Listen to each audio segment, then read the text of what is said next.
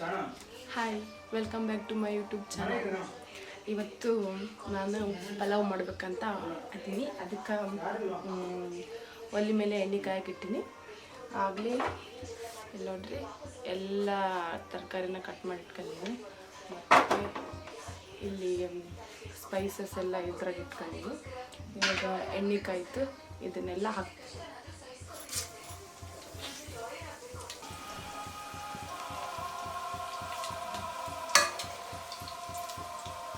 ಇವಾಗ ಉಳ್ಳಾಗಡ್ಡಿ,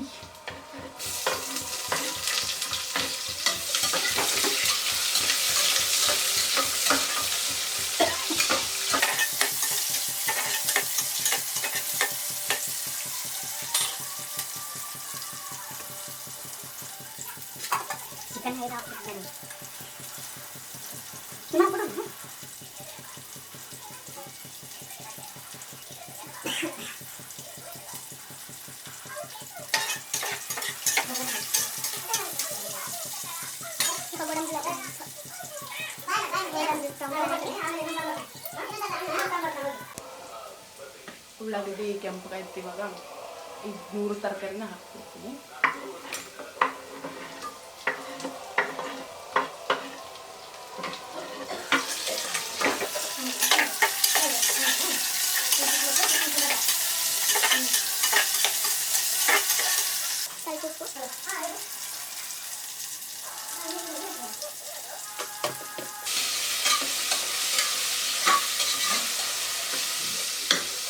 ಇವತ್ತಿನ ವ್ಲಾಗು ಇದೆ ನೋಡ್ರಿ ನಂದು.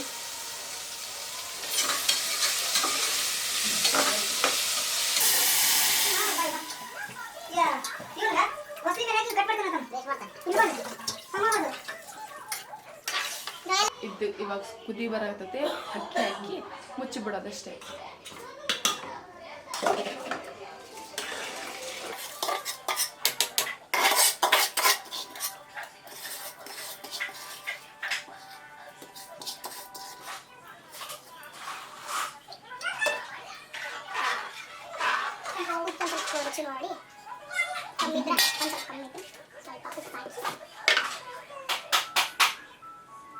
ಮುಚ್ಚಿ ಇಟ್ಬಿಟ್ರೆ ಒಂದು 3 ವಿಷಲ್ ಆದ್ಮೇಲೆ ಪಲಾವ್ ರೆಡಿ. ಓಯ್ ಏನೋ ಅಲ್ಲ, ಹಾಯ್ ಅಲ್ಲ, ಪುಟಾಣಿ ತಿನ್ ಬರ್ರಿ ಹೇಳು. ಹಾಯ್ ಅಲ್ಲ, ಹಾಯ್.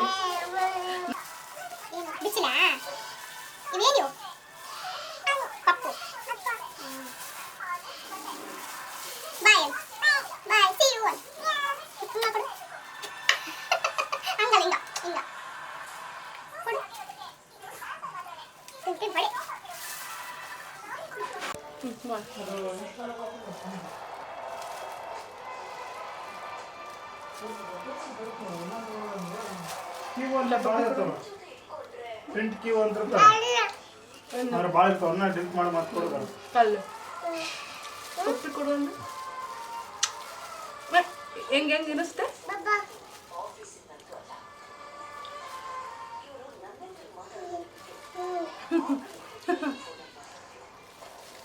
ನಾನು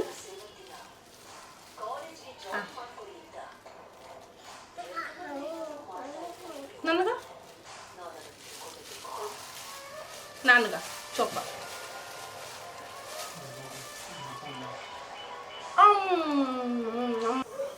ಅನ್ನ ಅಲ್ಲಿ ಆಗಕತ್ತಿ. ಇವಾಗ ಮೊಸರು ಬಜ್ಜಿ ಮಾಡ್ಬೇಕಂತ ಮೊಸರು ಬಜ್ಜಿ ಮಾಡಕತ್ತೀನಿ ರೀ. ಅದಕ್ಕೆ ಮೆಣಸಿನ್ಕಾಯಿ ಮತ್ತು ಉಳ್ಳಾಗಡ್ಡಿ ಕೊಯ್ಬೇಕು, ಮತ್ತು ಅನ್ನ ಆಯ್ತು. ಅದನ್ನು ಕೆಳಗಿಟ್ಟು ಮೊಸರು ಬಜ್ಜಿ ಅದು ಸುಮ್ಮನೆ ಮೊಸರಿಗೆ ಈರುಳ್ಳಿ, ಮೆಣಸಿನ್ಕಾಯಿ, ಸೌತೆಕಾಯಿ ಅದೆಲ್ಲ ಹಾಕಿ ಮಾಡ್ತಾರೆ. ಅದ್ರ ನಾವು ಸ್ವಲ್ಪ ಬೇರೆ ಥರ ಮಾಡ್ತೀವಿ.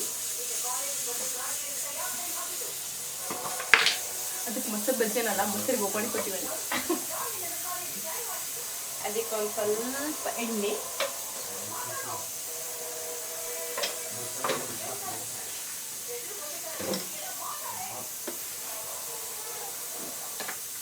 ಎಣ್ಣೆ ಕಾದ್ಮೇಲೆ ಸ್ವಲ್ಪ ಜೀರಿಗೆ ಸಾಸ್ವಿ,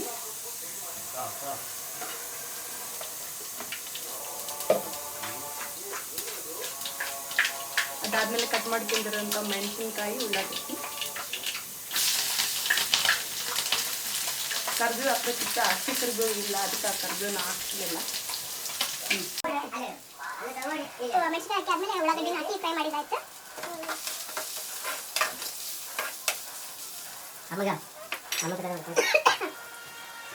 ಇದಕ್ಕೆ ಇವಾಗ ಮೊಸರನ್ನ ಕಲಸಿಬಿಟ್ರೆ ಮುಗೀತು ನೋಡ್ರಿ, ಹಿಂಗಾಗತ್ತೆ.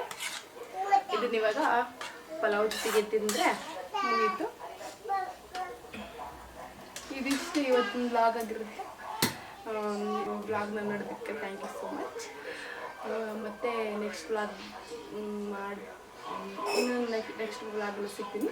ಅಲ್ಲಿ ತನಕ ಬಾಯ್, ಟೇಕ್ ಕೇರ್.